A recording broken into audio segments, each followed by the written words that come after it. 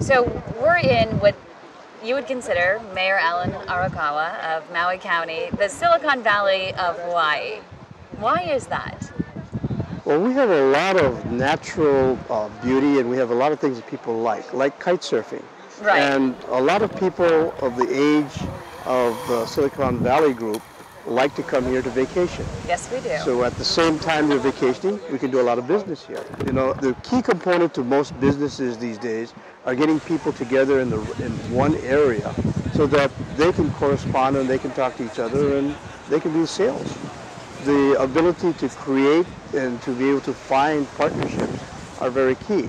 Here on Maui, we have a lot of opportunity for people to get together, meet with not only people from the United States, but all over the world. And it's a great central location in terms of between the mainland and Asia. Absolutely. So probably a lot of business converges just right here, conferences and that kind of thing. Absolutely. But you have quite a few technological advancements that are, people don't realize that this is actually a little mini tech hub.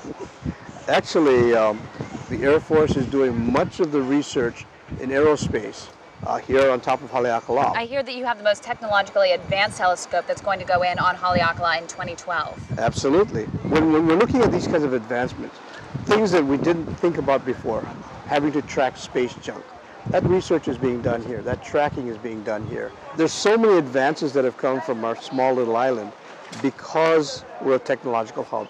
Nobody realizes it. But one of the issues that you have in terms of luring in technology businesses is the distribution. It's more expensive to ship from Maui back to the mainland and around the world. So how do you attract businesses here? Is there some sort of subsidy that these companies can get in order to help them offset that cost? Every community has different advantages and disadvantages. Our advantage is not moving vast amounts of material to and from the island because of the shipping costs. Right. Our advantage is moving people into a convenient area so that they can communicate and they can build ideas. There's no cost to shipping concepts and ideas. And these days, with all the new telecommunications setups that we have and the advances that are going, you don't have to have a physical office. Virtual offices work very well. You know, there's more businesses done over a coffee table, on the beach, on the golf course, than there are in hard offices these days. And we're finding that a lot more people are becoming more imaginative and being able to work better when they're more comfortable. So you still want to lure actual businesses here that possibly are making software. You Yes. know, software as a service probably is the best thing that's ever happened to Maui. Because Right. I know of a couple people. There's a gentleman that not only runs a bed and breakfast here, but also he he's a software engineer for IBM. Yes. And there's a guy that invented the laptop that's living here on the island.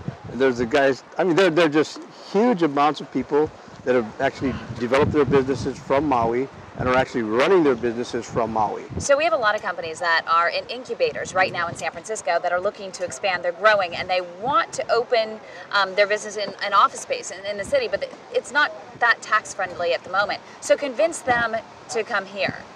Well, one of the advantages that we do have is that almost the entire county is in an enterprise zone.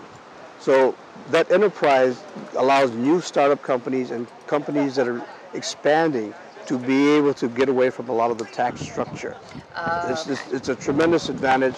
There's a 7-year time period in which we allow companies to be able to recover a lot of the costs through the enterprise zone. So it's very important. Another thing that is a great advantage is we're now in the process of signing up a third shipping company to Maui. Pasha is going to be coming in, and there will be more competition in being able to move material back and forth. And hopefully that'll lower the costs if they decide to do products. The other advantage, if they want to do products, is there's a higher cost of shipping things from the mainland to Maui. But there are a lot of containers that are leaving Maui that are almost empty going back. So the cost of shipping from Maui out is diminished quite a bit because of that space availability. And a lot of people are taking advantage of that situation. How quickly have you been growing? What sort of, folks have you been able to recruit so far? I know you're working with Japan. They've come here and they're looking to do some sort of solar research project. Right. Since 2000, we've grown our community about 20%. So there's a very fast influx of growth. The potential growth is just tremendous. You know, I have a population of about 140,000. I run a government, our county government budget is over $500 million.